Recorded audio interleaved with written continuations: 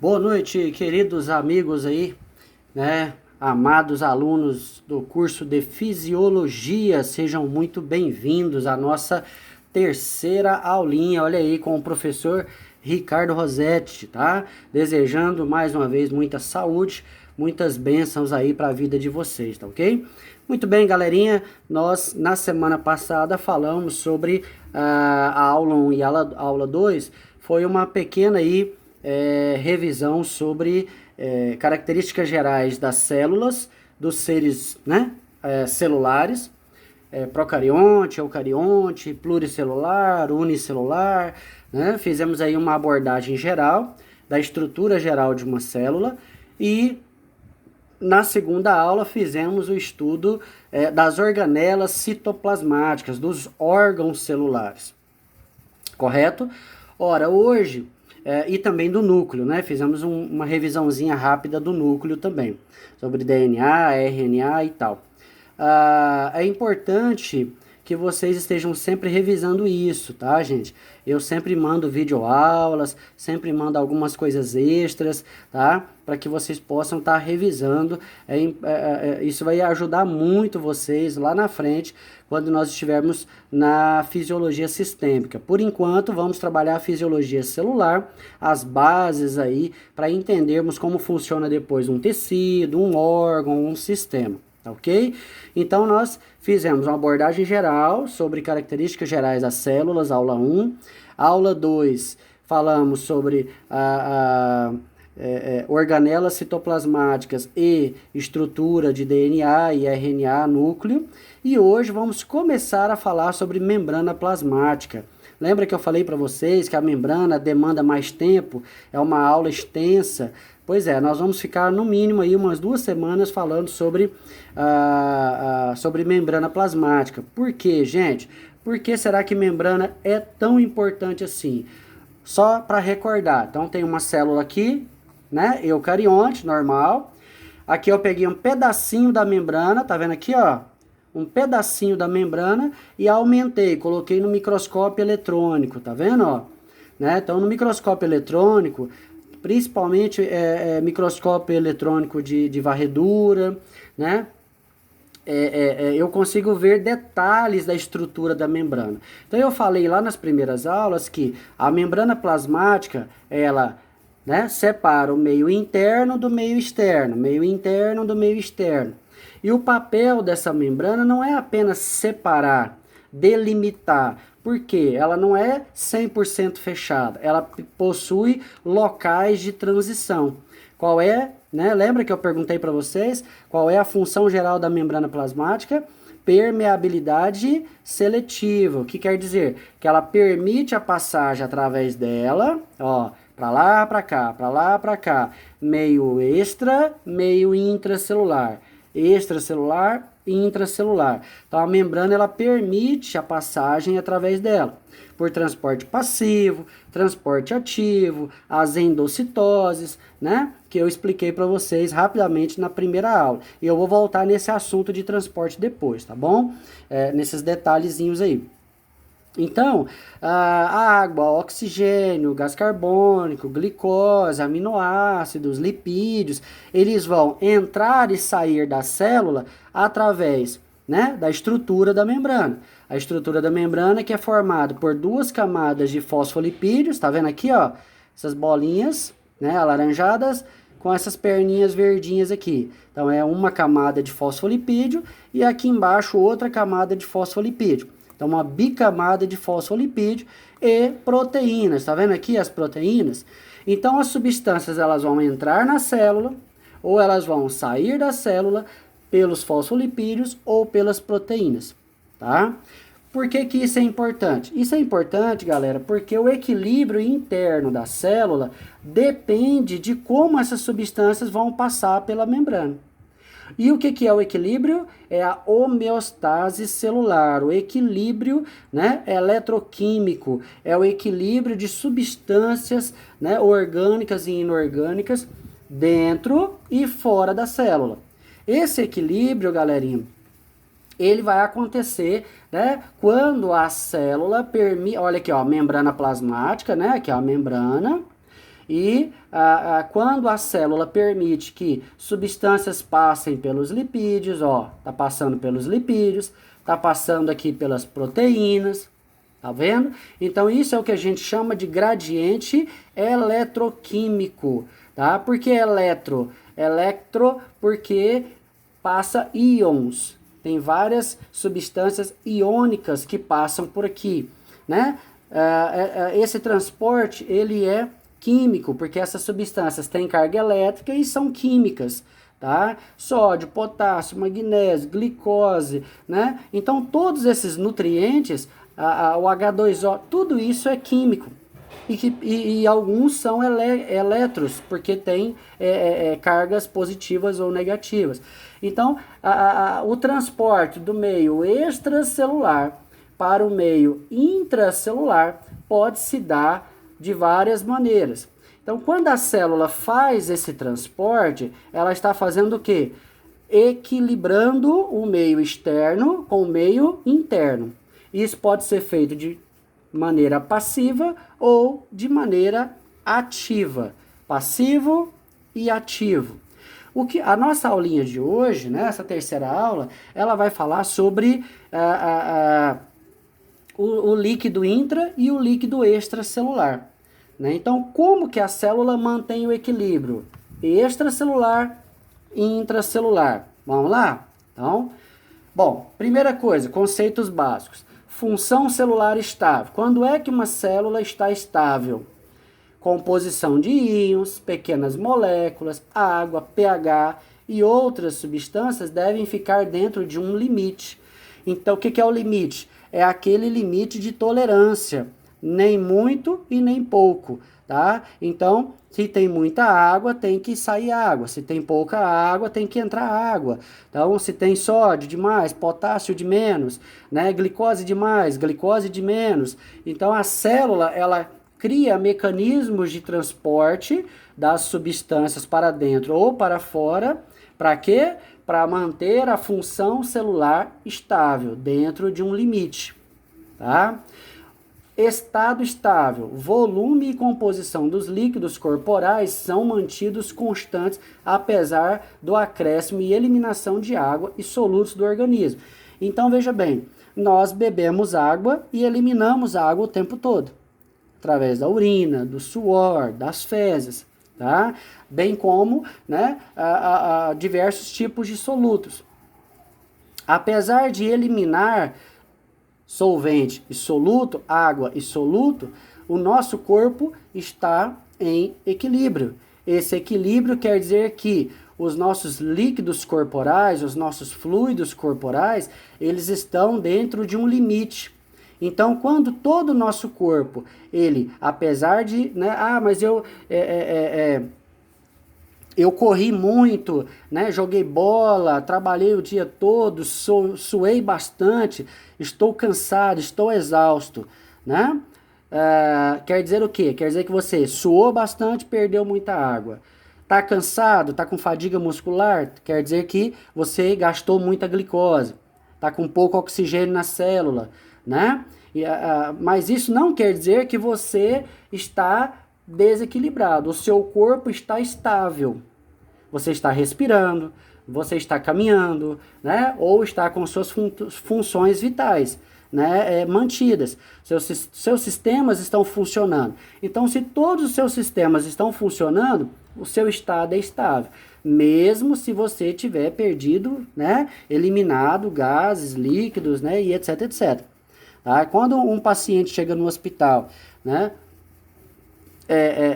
Ou antes de chegar no hospital, por exemplo, houve um acidente, aquele paciente, ele está ali, né, com muito sangue, machucou, está com fadiga para respirar, batimento cardíaco acelerado, o que os enfermeiros, o que os médicos precisam fazer, né, urgentemente? Estabilizar o paciente. O que é estabilizar o paciente? Manter as funções vitais funcionando apesar do trauma. O paciente está cheio de trauma. Quebrou perna, quebrou braço, quebrou isso, quebrou aquilo, está sangrando. Mas se ele tiver com todas as funções vitais básicas funcionando, então ele está estabilizado. Pressão, né? Consciência, tá? Então, tudo isso tem que estar estabilizado. É o que a gente chama de estado estável.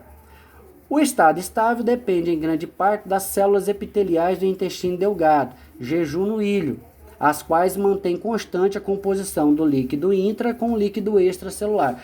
O que ele está falando aqui? Esse detalhe é importante, não sei se vocês já repararam, né? Sempre eu estou falando nessa região do intestino delgado, o jejum no ilho. Por que eu estou sempre falando do jejum no ilho? Ora, pessoal, praticamente quase tudo, né, que nós necessitamos, tirando aí, né, oxigênio que vem diretamente dos pulmões para a corrente sanguínea, mas o resto entra pela boca. Água, né, glicose, né, lipídios, proteínas, tá? Então tudo isso vem pelo sistema digestório. Quando chega lá, aí vai digerindo, chega no intestino delgado, no jejuno. O que tem lá no jejuno? A absorção. Então, a absorção de nutrientes é o que vai fazer com que os nutrientes caiam na corrente sanguínea e alimentem todas as células, todos os tecidos, todos os órgãos do corpo humano, mantendo o quê? O equilíbrio entre o meio intracelular e o meio extracelular. Se eu tenho uma boa digestão, uma boa absorção, equilíbrio, homeostase, estado estável, tá? Então é só alguns termos técnicos aí que são relevantes para a nossa aulinha. Um exemplo, tá? Manutenção do estado estável, balanceado de água. A absorção, como é que eu faço para manter o estado estável, balanceado de água? Como é que eu faço para manter o meu equilíbrio hídrico, equilíbrio osmótico, né? Eu tenho que absorver, claro, por ingestão ou produção no metabolismo celular. Então, a maior parte da água que nós, né, necessitamos, ela vem por ingestão, ou nos alimentos, ou na forma líquida diretamente, tá? Agora, as nossas células também produzem H2O. Né? Não sei se vocês já estudaram aí bioquímica, vocês vão lembrar que lá na bioquímica a gente estuda o mecanismo da respiração celular. Né? E uma das características, né, cruciais da respiração celular é que no final da digestão, da quebra de cada glicose, forma uma molécula de H2O, água. Por isso que ele está colocando aqui, ó, produção no metabolismo celular. Então, a cada glicose quebrada produz uma água, tá? Então, as nossas células produzem água também, né? Então, ingestão e produção de água, a absorção, né? Mantém o estado estável, a necessidade de manter a quantidade de água necessária na célula. Agora, eu também não posso ter excesso, todo excesso não é bom. Então eu tenho que perder. Ocorre por respiração, suor, fezes, né? E assim por diante. Então, a manter o estado estável de água, eu preciso absorver e preciso perder na mesma medida para que haja equilíbrio. Muito bem. A única via, ainda falando de água, a única via reguladora de excreção de água são os rins. Muita gente fala que o equilíbrio hídrico do corpo, ele é medido pela quantidade de suor da pessoa. Nós perdemos água pela transpiração, pela respiração, né? Mas isso acontece, mas a regulação da água, pessoal, na corrente sanguínea, no meio extra e meio intracelular, a regulação se dá única e exclusivamente por estes órgãos aqui, tá? A excreção renal. Então, são os rins que estão regulando isso aí. Inclusive, existem hormônios que trabalham na maior ou menor excreção de água nos rins. Nós vamos falar disso quando nós estivermos trabalhando lá o sistema urinário, tá bom? A quantidade de água é monitorada pela osmolalidade. A osmolalidade do líquido extracelular. O que é osmolalidade? O número de moléculas dissolvidas em 1 kg de solvente. Significa que quanto de soluto eu tenho no líquido extracelular. Porque dependendo do soluto, quando eu falo soluto, pessoal, eu me refiro a qualquer outra substância, né, que não seja a água, no caso, né? Então eu tenho glicose, aminoácidos, lipídios, né, íons no meio extracelular. Então essas substâncias estão lá na corrente sanguínea, fora das células, né, entre as células dos tecidos, elas estão ali. Então, se eu tenho muito ou poucas, né, quantidade dessas substâncias fora da célula, a água ela pode entrar na célula ou pode sair da célula, que é o processo da osmose. Eu não, por isso que chama osmolalidade. Eu vou trabalhar mais isso aqui, né, nas aulas 4, 5 e 6, onde nós vamos estar falando sobre os transportes através da membrana. Eu só queria colocar isso aqui para vocês que a quantidade de substância, de soluto, fora da célula é que determina a entrada e saída de água na célula, tá? Então isso é importante lembrar. Isso aqui é só um exemplo de osmolalidade muito bacana. Então percebam só, quando você tem uma alta taxa, essas duas chavinhas aqui é concentração, tá vendo aqui, ó? Alta concentração de água. Então eu tenho muita água, né? Muita água no líquido extracelular, tá? O que vai acontecer? O hipotálamo vai receber uma mensagem, né? O hipotálamo vai receber uma mensagem que é necessário jogar água fora. Olha aqui, ó. Aumento da excreção de água. Então, o hipotálamo vai receber uma mensagem que é necessário jogar água fora. Tem água demais, né, no líquido extracelular. O hormônio que ajuda a reter água no corpo é chamado ADH. Ele é produzido no hipotálamo. Então percebam bem, eu tenho muita água e tenho que jogar um pouco dessa água fora. Tem que aumentar o meu xixi, né? Então o meu hipotálamo, que produz esse hormônio, o ADH, tá? Vai receber uma mensagem seguinte: ora, para de produzir ADH, pode parar.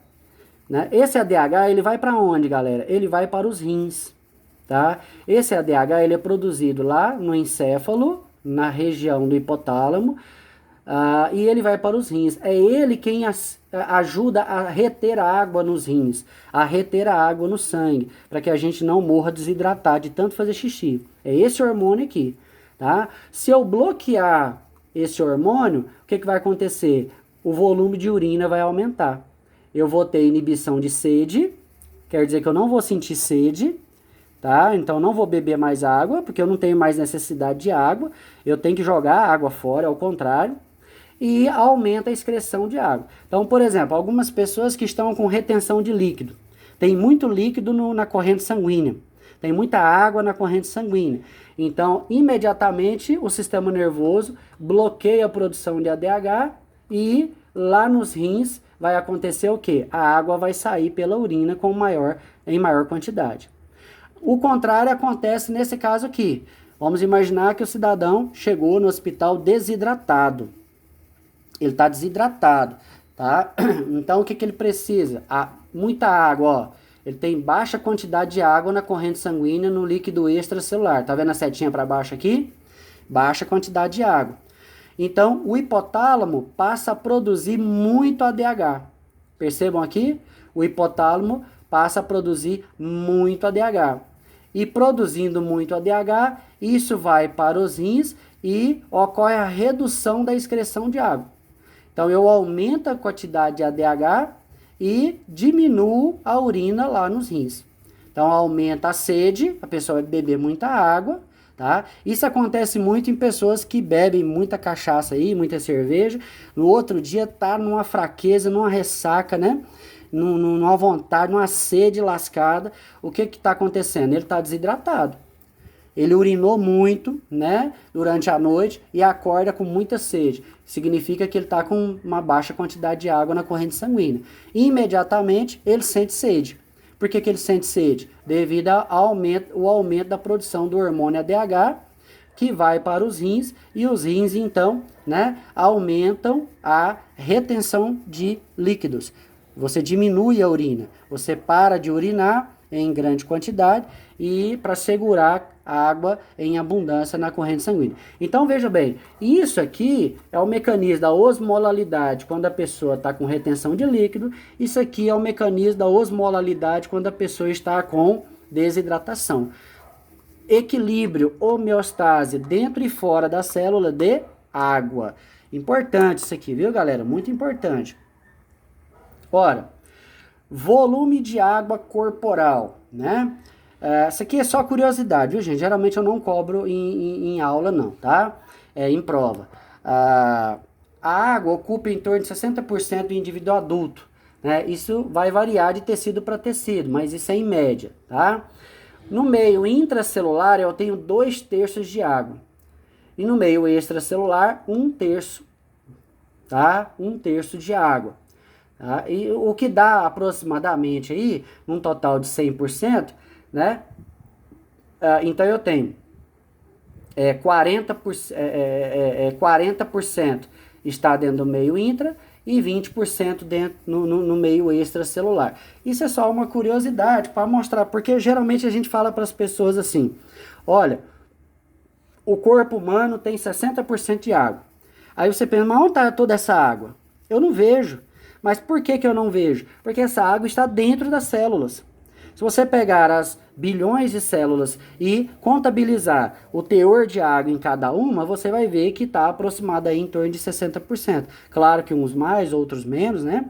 Mas é uma curiosidade bacana para que a gente possa dar continuidade, tá? Bom, agora esse quadrinho aqui, ele é fundamental, viu, galera? Ele é importante, tá? Esse quadrinho vai dizer o seguinte: algumas substâncias, alguns íons, nós vamos usar muito esses íons aqui depois. Alguns íons, eles têm um padrão de composição no meio extracelular e no meio intracelular. Olha, acompanha a ponta da minha caneta aqui, ó. Extracelular, intracelular, tá? Fora da célula, dentro da célula. Muito bem. O sódio, ele existe em grande quantidade fora, em pequena quantidade dentro da célula. E isso é um padrão, isso é necessário que seja assim. Quando isso está desequilibrado, eu tenho uma quebra da estabilidade, né? Eu tenho uma quebra do indivíduo, que a gente chama lá, como é que é? Vamos voltar lá? Função celular estável, né? Função celular estável. O potássio iônico é ao contrário, menor quantidade fora, maior quantidade dentro. Lembram da bomba de sódio e potássio? Então nós vamos entender, né? Por que isso aqui é importante saber. O cloro, tá? Professor, mas eu preciso de cloro. O cloro iônico é fundamental, né? Vocês já ouviram falar de HCl? O que é o HCl, pessoal? Ácido clorídrico. Onde é que as nossas células produzem ácido clorídrico? Principalmente estômago, onde ocorre a digestão, né? A digestão das proteínas, ou parte da digestão das proteínas. Então eu preciso de muito cloro ali no estômago e outros locais também. O cloro, ele tem mais fora da célula, menos dentro da célula. O ácido carbônico é um composto formado no final do metabolismo da glicose. Então, quando termina a respiração celular, produziu ATP, produziu água, sobra gás carbônico.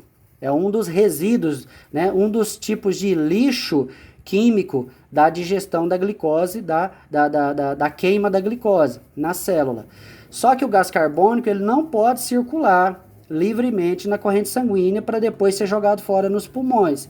Então, o que a célula faz? A célula, né, junta o gás carbônico com o hidrogênio. Ó, CO com o hidrogênio.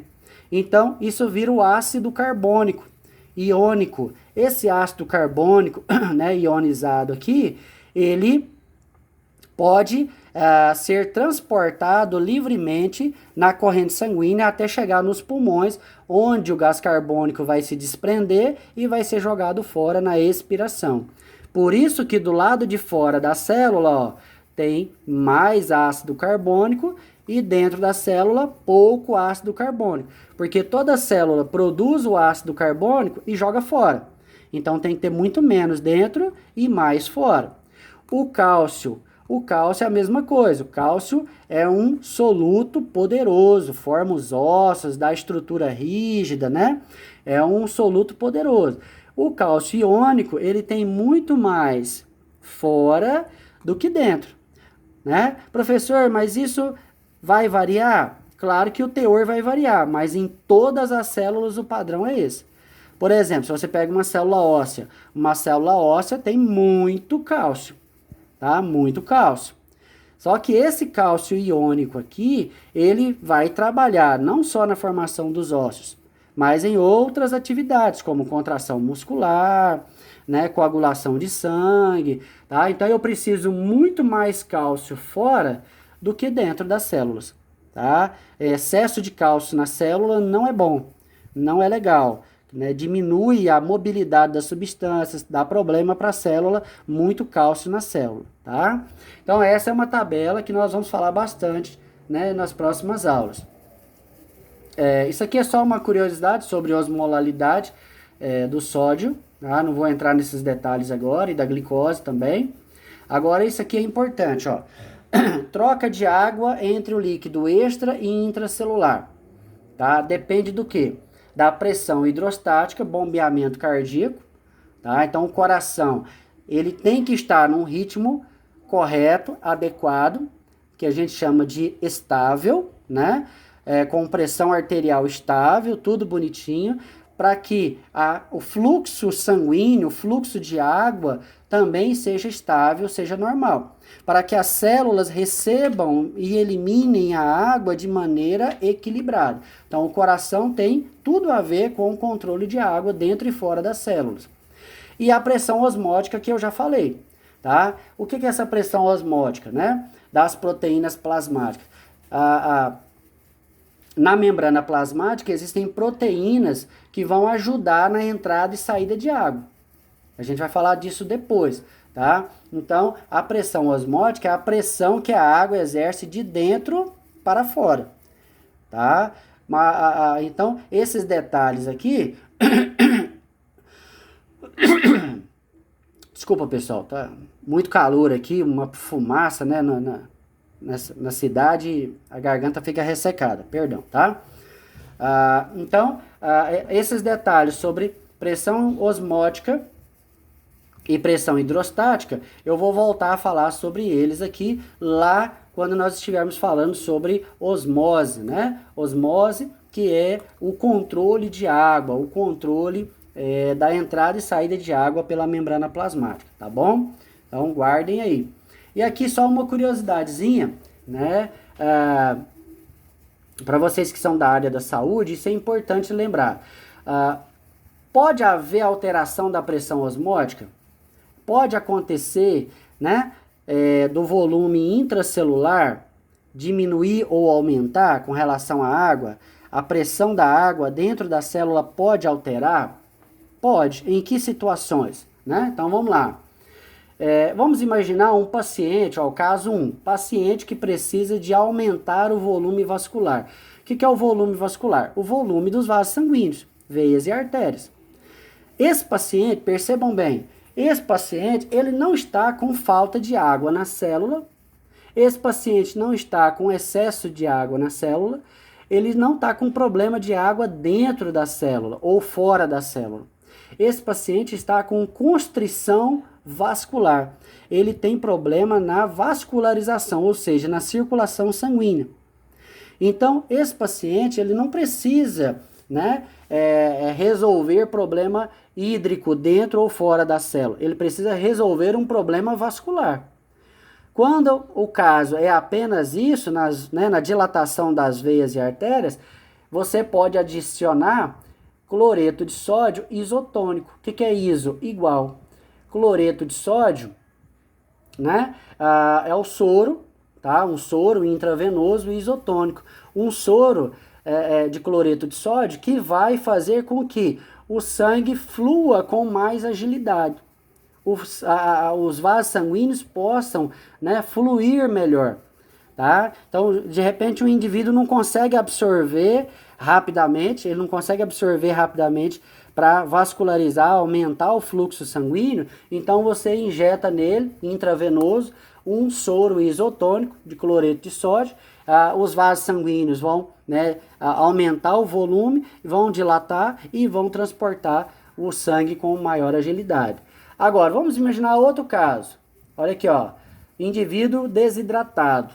Então, uma criança chegou com diarreia, vômito, ela não consegue segurar mais nada, tá lá né, chegou no hospital, tá? Então, uma das coisas que geralmente os médicos aconselham, né, e fazem é o que? Adicionar um soro hipotônico, tá? Por que que ele adiciona um soro hipotônico? Esse soro hipotônico, ele vai para onde? De cloreto de sódio, ele vai para a corrente sanguínea, tá? Então, hipo é menos, tá? Hipo é menos. Quer dizer que o sangue vai ficar menos concentrado e dentro da célula vai ficar mais concentrado. O que é a osmose, pessoal? A osmose é a passagem do menos para o mais. Então, vai sair água de onde tem menos soluto para onde tem mais soluto. Eu falei isso lá na primeira aula, bem rapidinho. Eu ainda vou voltar nesse assunto, mas eu só estou relembrando aqui para vocês, tá? Então, o paciente vai absorver água, as células vão absorver água mais rápido quando eu adiciono um soro hipotônico de cloreto de sódio. Tá bom? Agora, no terceiro caso, se o paciente está com retenção de líquido, ó, líquido tem maior osmolaridade que o líquido intracelular, né? Por isso a célula perderá água, a célula está retendo água, a célula está cheia de água, precisa jogar essa água fora e não consegue. Então você pode dar para o paciente de maneira intravenosa um soro hiper. Então fora da célula, no líquido extracelular, fora da célula vai ficar muito soluto, dentro da célula pouco soluto. Então, a água vai sair de onde tem menos, que é dentro da célula, para onde tem mais, que é fora da célula. E aí o indivíduo perde água, né? Do meio intra para o meio extra, tá? Então, você adicionando esse soro aqui, o indivíduo está retendo líquido dentro da célula, então ele vai perder com o soro hipertônico, né? Muito bem. A manutenção da homeostasia celular. A composição iônica varia de tecido para tecido, mas há um padrão comum, né? Esse padrão comum, você tem que lembrar daquela tabelinha que eu mostrei agora há pouco, ó. Lembra lá? Essa tabelinha aqui, tá? Essa tabelinha. Então, a composição iônica depende de cada tecido, de cada célula, e cada um vai ter a sua necessidade, tá? Pessoal, eu vou fragmentar essa aula em duas partes, porque senão fica muito longa. Então, dê uma lida, revise, né? E aí, no próximo vídeo eu volto terminando isso aqui, para não ficar muito extenso aí, muito cansativo para vocês, tá bom? Um beijo no coração, fica com Deus.